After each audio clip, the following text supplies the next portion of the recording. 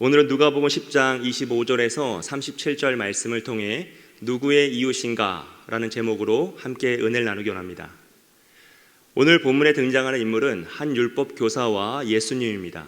이 두 사람은 서로 질문하고 답하는 그런 대화법을 통하여서 이야기를 이어가고 있습니다.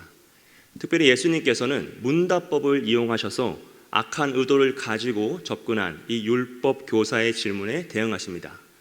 이 문답법이란 것은 소크라테스의 대화법으로 유명한 것인데요, 질문하는 사람에게 또 다른 질문을 함으로써 그 듣는 사람이 스스로 자신의 무지함을 깨닫게 하는 대화법이었습니다. 예수님은 율법 교사의 질문에 또 다른 질문을 하심으로써 그 율법 교사가 스스로 자신의 무지함과 잘못을 깨닫게 하고 계신다라는 것이죠. 이 방법은요, 우리의 일상생활에서도 아주 잘 활용되고 있습니다. 특별히 남성보다는 여성분들이 아주 잘 사용하시는 모습을 목격하고 저도 그 문답법에 사로잡힐 때가 있습니다. 이제 남편이나 남성들이 무엇인가 잘못을 하거나 부인과 여성에게 뭔가 마음에 안 드는 행동을 하면 우리 여성분들은 어떠시죠? 이제 화가 나요. 하지만 그 분노와 화를 너무 티나게 표현하는 것은 약간 자존심에 스크래치가 생기기 때문에 티를 내지 않지만 티를 내며 분명히 티를 냅니다. 그럼 남성은 이게 무엇인가 잘못되었다라는 것을 직감적으로 깨닫고요, 이 여성의 분노로부터 자신을 보호하기 위해 하는 말이 있습니다. 무엇이죠? 잘못했다, 미안하다죠. 이게 무조건 반사처럼 나오는 게 있어요. 그때 여성분들이 뭐라고 하시죠? 그렇죠, 그게 바로 문답법이에요. 뭘 잘못했는데, 뭐가 미안한데? 이 질문을 받으면요, 남성은 스스로 자신이 무엇을 잘못했는지 모른다라는 그 무지함을 깨닫고 여성의 분노를 겸허히 받아들이게 되죠. 이게 문답법의 효과입니다. 오늘 예수님은요, 이런 문답법을 통해 율법 교사와의 대화를 이어가시더라라는 거예요. 오늘 내용을 살펴보면요, 한 율법 교사가 예수님을 시험할 목적으로 선생님, 내가 무엇을 하여야 영생을 얻으리까? 라고 질문을 합니다. 여기서 시험하여 라는 단어는요, 공인받지 않은 교사가 올바른 내용을 가르치고 있는지 확인하기 위해서 공인받은 종교 지도자가 테스트를 목적으로 그에게 질문을 하는 것을 의미해요. 즉, 지금 예수님은 공인받지 않은 교사인데 사람들에게 인지도가 점점 높아지면서 호응을 얻으니까 공인받은 율법 교사가 몰래 와서 예수님의 가르침이 정통성이 있는지, 바르게 가르치는지 시험하여 테스트하기 위해 질문을 하고 있는 것이죠.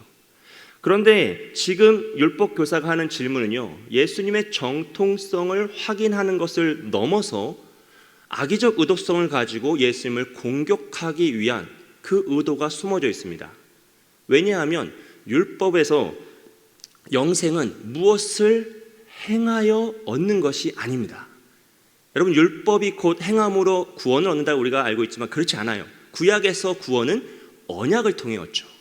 하나님이 언약한 백성이 구원을 받는 것이에요. 이걸 율법 교사도 다 알고 있었습니다. 그럼에도 불구하고 율법 교사는 무엇이라 질문합니까? 선생님, 내가 무엇을 행하여, 내가 무엇을 하여야 영생을 얻으리까? 라고 질문해요. 그럼 예수님께서 무엇을 행해야지만 영생을 얻는다 라고 답하시면 그것이 율법에 잘못된 것이기 때문에 그것을 지적하여서 예수님을 공격하고자 했던 의도가 바로 이 율법 교사의 질문 속에 있는 악한 의도라는 것이죠. 아주 뼈가 많은 질문이에요. 가시가 많은 질문이죠.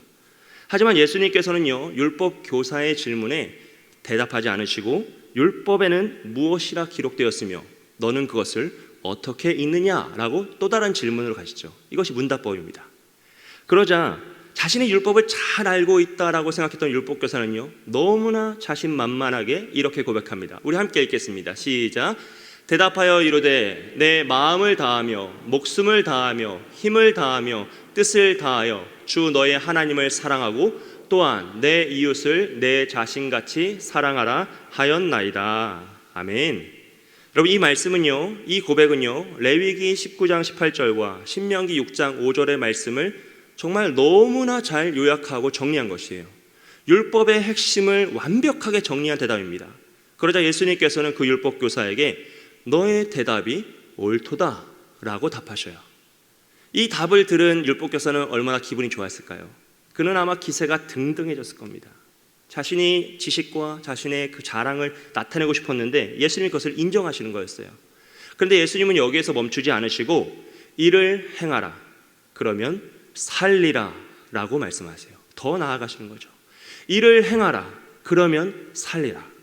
내가 아는 그 지식이 참된 지식이니 그것을 행하여 살라라고 말씀하시는 거죠. 율법교사는 나름대로요, 율법에 대한 지식과 통찰력이 있었고요, 그것을 다른 사람들에게 자랑하고 싶었습니다. 그런데 예수님께서는 그 지식에서 멈추지 말고 한 단계 더 나아가 그것을 행함으로 생명을 얻고 영생을 얻으라 라고 선포하고 계시는 겁니다. 왜냐하면 온전한 믿음은 지식적 이론만으로 완성되는 것이 아니라 말씀에 순종할 때 완성되기 때문입니다. 할렐루야. 우리의 믿음이 완성되는 것은 지식이 아니라 행함인 순종인 줄 믿습니다. 그러자 율법교사는요, 자신은 이미 그런 삶을 살고 있다라고 믿었기 때문에 자신의 의로움을 더 드러내기 위해서 자기를 옳게 보이려고 예수님께 그러면 내 이웃이 누구니까? 라고 질문합니다. 사실 율법에서는요, 이미 이웃의 범주를 이방인까지 다 확장시켜놨어요. 이게 뭔 신약의 이야기 아니라 구약 레위기에서 이미 선포되어 있죠. 레위기 19장 34절 말씀입니다. 너희와 함께 있는 거류민을 너희 중에서 나은 자같이 여기며 자기같이 사랑하라. 너희도 애굽 땅에서 거류민이 되었었느니라. 나는 너희의 하나님 여호와이니라. 아멘. 이미 하나님께서는요, 이 율법에서 이방인까지도 다 이웃의 범주 속에 사랑해야 된다는 그 사람 속에 다 포함시키셨어요. 그리고 율법교사는 누구보다 이 내용을 잘 알고 있었을 것입니다. 하지만 그는 그들을 이웃으로 인정하고 싶지 않았던 것이죠. 왜냐하면 유대교 지도자들과 유대인들은 이방인이나 나그네들, 사마리아인 혹은 창기와 세리 같은 사람들을요, 다 죄인으로 생각했어요. 죄인으로 분류해서 자신들의 이웃에서 배제시켰기 때문에 그들은 그에게 이웃이 아니었던 겁니다. 그래서 율법교사는 자신의 불의함을 정당하기 위해서 지금 예수님에게 그럼 나의 이웃은 누구입니까? 라는 쓸데없는 질문을 하는 것이죠. 이런 모습은요, 이미 다 알고 있으면서도 자기의 의를 드러내려고 하나님의 의를 의도적으로 저버리는 악한 모습입니다. 로마서 10장 3절 말씀에서 이런 자들을 이렇게 표현합니다. 하나님의 의를 모르고 자기 의를 세우려고 힘써 하나님의 의에 복종하지 아니하였느니라. 여러분, 우리 사실 하나님의 뜻 다 알고 있지 않습니까? 내가 여기서 무엇을 해야 하는지 알고 있지 않습니까? 그런데 어떻게 하죠? 내가 하고 싶은 것을 하기 위해서 내가 기도하는 기도의 응답을 내가 원하는 것으로 바꾸자 해요. 힘써 하나님의 의를 거부할 때가 있더라는 것이에요. 지금 율법교사의 모습이 바로 그런 모습입니다. 율법교사가 가지고 있었던 이웃에 대한 개념과 가치는요, 그 당시의 사회적인 통념과 동일했습니다. 혈통과 사회적 지위와 직분과 능력 등으로 구별된 소수의 사람들이었어요. 나의 울타리 안에 있는 사람들이었죠. 그리고 예수님이 만약 그런 사람들을 이웃으로 말씀하시면 율법교사는 나는 이미 그들을 사랑하고 있다, 그들을 위해 헌신하고 있다라고 말하여서 내가 율법을 준행하였으니 나는 영생을 얻어 마땅한 자라고 공인을 받고 싶었던 거예요. 왜냐하면 그래야지만 자신의 불의함을 덮을 수 있었기 때문이죠.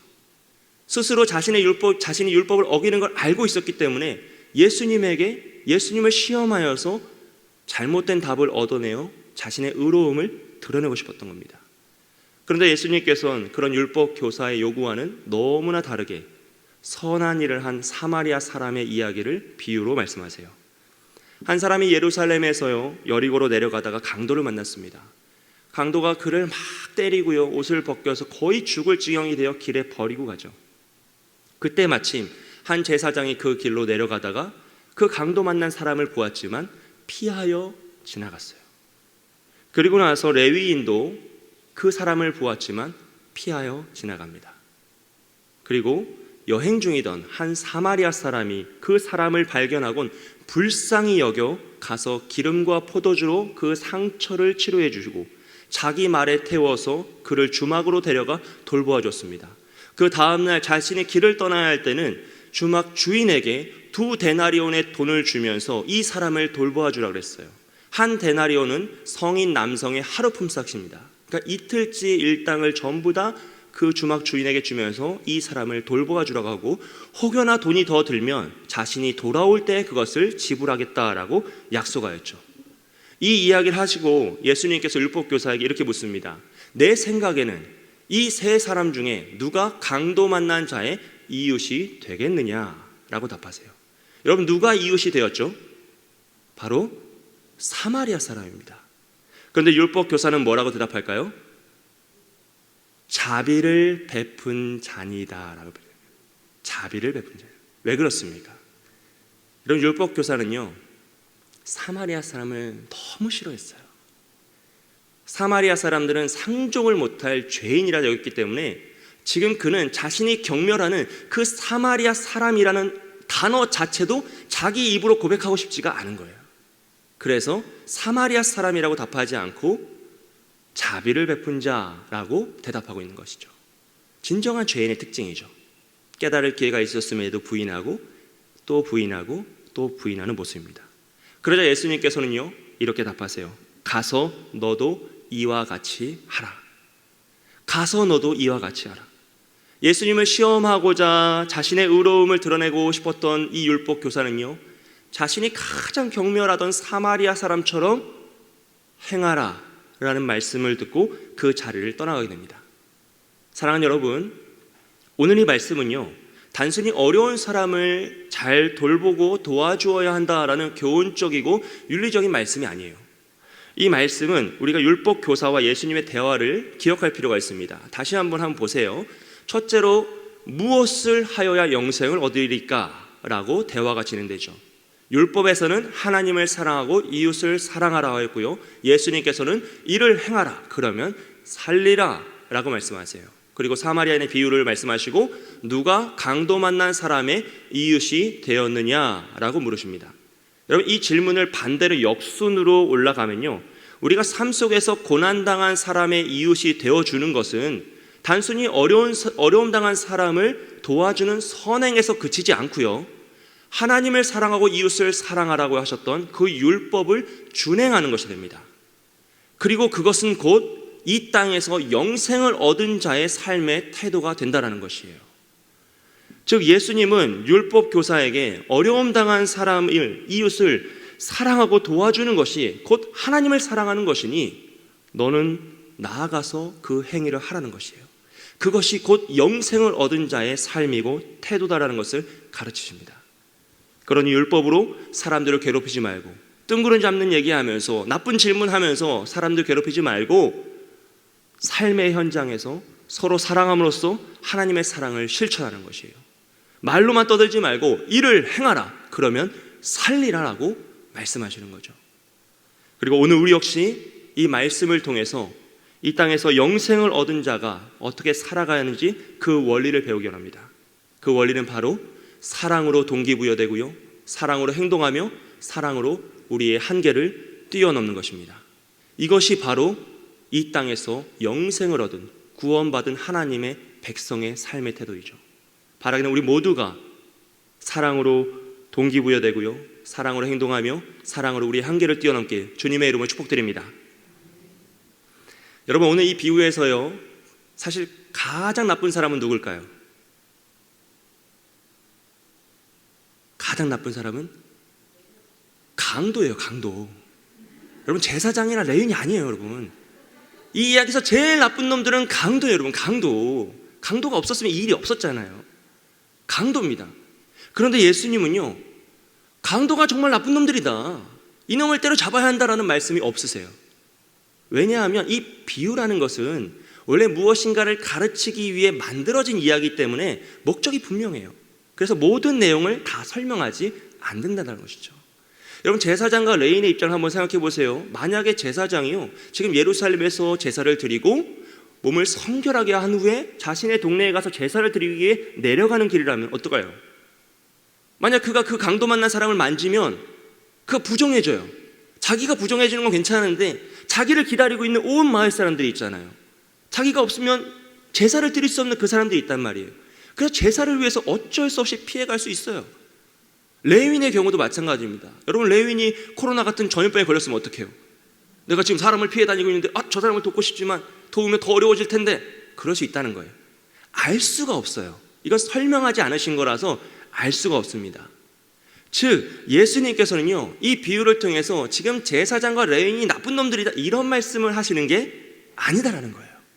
그 말씀이 아니라 율법 교사가 가지고 있었던 그 잘못된 가치와 그 이웃에 대한 개념을 무너뜨리시는 거예요. 그가 가지고 있었던 율법주의와 그 혈통주의를 다 무너뜨리시기 위해서 굳이 제사장을 등장시키시고 레위인을 등장시키신 거죠.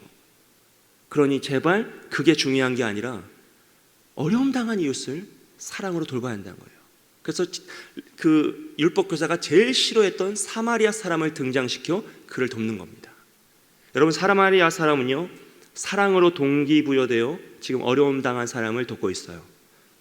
여기에서 불쌍히 여겨라는 어휘는요, 깊은 동정심을 의미합니다. 무리를 보시고 예수님께서 불쌍히 여겨 긍휼하심으로 그들을 도우시고 기적을 행하시고 눈물을 흘리셨던 바로 그 긍휼과 사랑의 감정이에요. 예수님이 우리를 바라보시며 눈물을 흘리셨던 바로 그 사랑입니다. 그리고 사마리아 사람은 그 사랑의 마음을 통해서 그를 돕고 있어요. 그 사랑하는 감정에서 멈추지 않고요, 그는 자신의 온 힘을 다해 그 강도 만난 사람을 돕고 있습니다. 여러분, 사마리아 사람도요 바빴어요. 그도 할 일이 많았습니다. 자신이 계획한 여행의 일정들이 있었어요. 괜히 그 사람 돕다가 또 강도 만날 수도 있습니다. 굳이 여행 가운데 이 수고와 위험과 염려를 감수할 필요가 없었습니다. 그럼에도 불구하고 그는 도왔다는 거죠. 여러분, 한번 생각해 보세요. 여름 휴가 가족 여행을 갔습니다. 남편이 갑자기 운전하고 가다가 차를 세우고 옆에 쓰러진 사람을 막 돕는 거예요. 뭐 그럴 수 있어요. 당연히 도와야죠. 근데 갑자기 우리 다 내리라고 하더니 그 렌트한 차에 그 환자를 딱 태워가지고 호텔방으로 가는 거예요. 그래서 우리가 묵고 있는 그 호텔에 그 환자를 눕혀가지고 막 피를 닦아주고 막 치료해 주는 거죠. 갑자기 마음이 답답해지시죠? 예, 이게 옳고 올바른 행동이 너무 좋은 행동인데 마음이 답답해진단 말이에요. 그런데 이 사마리아 사람은 어떻게 합니까? 자신이 할 수 있는 온 힘을 다해 그를 도와요. 임시 방편으로 돕는 것이 아니라 자신의 한계를 뛰어넘어 돕고 있어요. 1차적인 도움은요, 기름과 포도주로 그의 상처를 치료해 주는 것입니다. 연고와 소독의 의미죠. 2차적인 도움은 자신의 말에 그를 태워서 주막에 데려가 그를 돌봐주었어요. 이것만 해도 그는 충분히 칭찬받아 마땅한 좋은 사람입니다. 그런데 3차적인 도움으로서 자신의 재정을 사용하여서 자신이 없는 동안 그를 돌보아주고 이후에 추가되는 비용은 내가 책임을 지겠다, 내가 이 사람을 책임질 테니 제발 좀 도와달라고 요청하고 있다는 것이죠. 여러분, 그 사람이 도대체 이 사마리아 사람에게 무슨 의미가 있겠습니까? 어떤 관계겠습니까? 오직 사랑으로 동기부여되어 사랑으로 행동하고 사랑으로 한계를 뛰어넘고 있는 거예요. 여러분, 착각하시면 안 되는 게요, 사마리아 사람들도요 유대인 엄청 싫어했어요. 유대인들만 사마리아 사람 싫어하는 게 아니라 사마리아 사람들도 유대인들 싫어했어요. 사마리아 사람들은 뭐 유대인에게 잘 보이고 싶고 뭐 도움을 받고 싶고 그런 게 아니에요. 사마리아도요 당시에 엄청나게 큰 도시였고요, 로마로부터 큰 지원과 후원을 받았습니다. 왜냐하면 유대인들은 유일신 하나님의 사상이 있었잖아요. 믿음이 있었잖아요. 근데 사마리아는 혼혈이라 혼혈신, 다원주의신이에요. 혼합이에요. 그러다 보니까 로마의 문화를 훨씬 잘 받아들였고, 역사에 따르면 사마리아는요 로마에게 면세를 요청하였어요. 우리는 로마의 속국이 아니라 로마다, 그러니 세금을 받지 말라 그랬어요. 자신들을 로마인처럼 생각해달라고 요청할 만큼 정말 큰 도시였고 자치적인 행정구역이었죠. 그러므로 사마리아 사람도 유대인 싫어해요. 서로 상종 안 했던 거죠. 그런데도요 이 사마리아 사람은 강도 만난 사람을 돕고 있습니다. 그가 유대인인지 사마리아 사람인지 그 외에 이방인인지 알 수 없지만 지금 중요한 것은 그가 누구인지가 아니라 그가 지금 어려움 당해 쓰러져 있다는 것이었어요. 그 사마리아 사람은 사랑으로 그를 불쌍히 여김으로 그를 돕고 한계를 뛰어넘고 있다는 것이죠. 사랑하는 여러분, 오늘 우리에게도 이와 같은 삶의 태도가 있기를 소원합니다. 하나님이 이 세상을 창조하시고요 우리를 이 땅에 존재하게 하신 이유는 오직 사랑이십니다. 예수님께서 우리를 위해 십자가 달려 죽으시고 부활하심으로 우리의 죄의 모든 문제를 해결하시고 구원하신 이유도요 오직 사랑입니다. 성령 하나님께서 오늘도 우리 안에 내주하시며 그 구원의 역사를 완성해 가시는 이유 역시도요, 오직 사랑입니다. 요한복음 3장 16절은 그 사랑을 이렇게 표현합니다. 함께 읽습니다. 시작. 하나님이 세상을 이처럼 사랑하사 독생자를 주셨으니.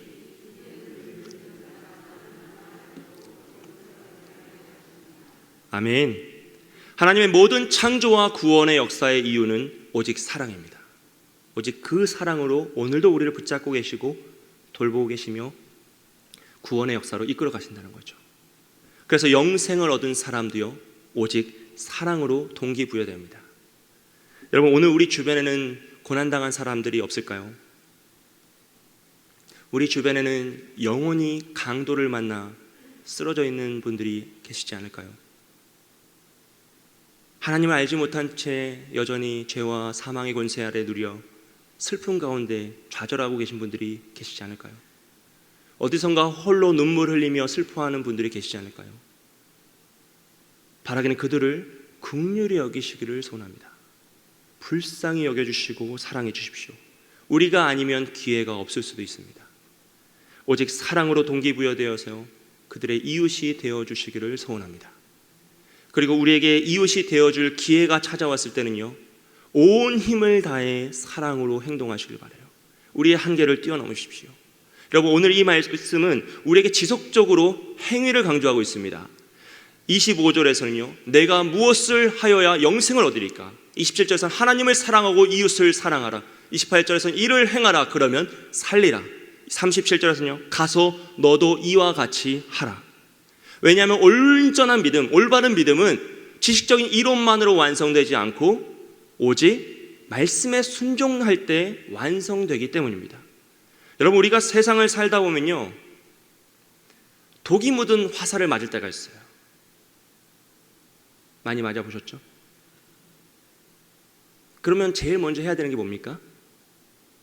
화살을 뽑고 치료를 해야 돼요. 근데 우린 제일 먼저 뭐 하죠? 어떤 놈이 화살을 쐈나 하면서 화살 쏜 놈을 찾고 있어요.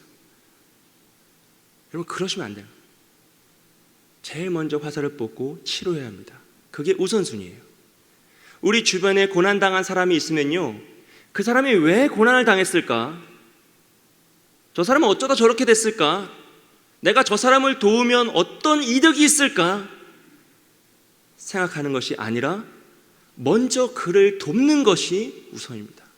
왜냐하면 그가 고난을 당했기 때문이에요. 그가 어려움을 당했기 때문입니다. 여러분, 제발 고난당한 사람 앞에서 왜 고난을 당했을까? 뭘 잘못했을까? 따지지 마시고요. 내가 어떻게 하면 저 사람을 도왔을 때 어떤 이득이 있을까? 계산하지 마시고요. 주님의 사랑으로 동기부여되어 그들을 돕고 그들의 이웃이 되어주시기를 축복합니다. 야고보서 말씀은 이렇게 말합니다. 만일 형제나 자매가 헐벗고 일용할 양식이 없는데 너희 중에 누구든지 그에게 이르되 평안히 가라, 덥게 하라, 배부르게 하라 하며 그 몸에 쓸 것을 주지 아니하면 무슨 유익이 있으리요? 여러분, 고난당한 사람을 향하여서요, 다 잘 될 거야, 걱정하지 마, 괜찮을 거야 라고 말만 하는 것은요, 하나님의 뜻이 아니다라는 것이에요. 우리는 우리의 가지고 있는 모든 것을 힘써 그에게 사용해야 되고요, 나의 모든 것으로 그를 도와야 합니다. 공감하고 그의 아픔에 함께 아파야죠. 이것이 하나님이 원하시는 일이고 고난당한 사람의 이웃이 되는 방법이란 것이에요.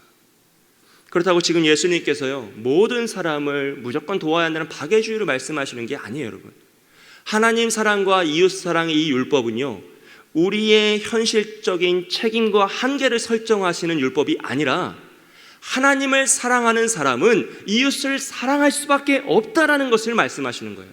왜냐하면 하나님의 사랑은 이웃 사랑으로 실천되고 증명되기 때문에 그가 진정으로 하나님을 사랑하는 사람이라면 그는 사람을 사랑하게 될 것이고 그의 눈에는 고난당한 사람이 보일 수밖에 없다는 거예요. 그러므로 우리는 가장 먼저 하나님을 사랑해야 합니다. 여러분, 하나님을 사랑하시는데 사람이 미우십니까? 집에 갔더니 미운 게 하나 앉아 있어요? 그러면 하나님을 더 사랑하기 위해 쓰셔야 돼요. 우리가 사람을 사랑할 수 있는 방법은요, 오직 하나님을 사랑하는 것밖에 없어요. 하나님을 사랑할 때에만 우리는 하나님 안에서 온전한 사랑을 이뤄갈 수 있습니다. 여러분, 사랑은요, 우리가 만들어낼 수 있는 감정이 아니에요. 하나님이 주시는 선물이죠. 왜냐하면 하나님은 사랑이시기 때문이에요. 하나님이 사랑이시기 때문에 하나님을 떠난 사랑은 사랑이 아니에요. 그건 인간의 욕망과 자기 자랑일 뿐입니다. 오직 온전한 사랑은 하나님 안에서만 온전히 이루어지고 성취되는 것이죠. 그러므로 우리는 하나님을 사랑하고요, 또 그 하나님께 사랑의 마음을 달라고 간절히 기도하셔야 합니다. 그럴 때 하나님이 주시는 사랑 안에서 동기부여되고 행동하며 우리의 한계를 뛰어넘을 수 있을 줄 믿습니다. 사랑하는 여러분, 혹시 환난당한 사람이 주변에 계십니까? 제발 그들의 이웃이 되어주세요. 그들을 도우시고 그들을 사랑으로 감싸시고 위로해 주시고 따뜻하게 안아주십시오. 그것이 영생을 얻은 사람의 온전한 삶입니다. 그리고 혹시나 환난 당하셨습니까? 여러분 제발 혼자 외로이 울지 마시고 교회로 나오십시오. 구역으로 나오십시오. 우리가 여러분의 이웃이 되어드리겠습니다. 특별히 온라인 예배로 신앙생활을 진행하고 계시는 분들, 혼자 외로이 울지 마시고요, 교회로 나오십시오. 우리 모든 교육자들과 구역장들과 중직자들이 여러분을 위해서 기도하고 있고요, 300기도 용사가 매일매일 여러분을 위해서 기도하고 있습니다. 여러분 현장 예배로 나오셔서 함께 이웃이 되고 사랑할 수 있었으면 좋겠습니다. 여러분 오늘 우리는 누구의 이웃이 되어주고 있습니까? 또 누가 우리의 이웃이 되어줄까요? 하나님께서 우리의 이웃이 되어주실 줄 믿습니다. 우리 광영교회가 우리의 이웃이 되어줄 줄 믿습니다. 우리 모든 교육자들과 중직자들과 우리 구역장들이 여러분의 이웃이 되어드리겠습니다. 그러니 홀로 외로이 울지 마시고 교회에 나와 함께 예배하고 함께 신앙생활하며 서로 사랑하는 역사가 일어나기를 주님의 이름으로 축복합니다. 우리 모두가 하나님을 사랑하고 하나님이 주시는 사랑 안에서 동기부여되고 행동하며 한계를 뛰어넘어 고난당한 사람의 이웃이 되는 우리 모두가 되기를 주님의 이름으로 축복드립니다.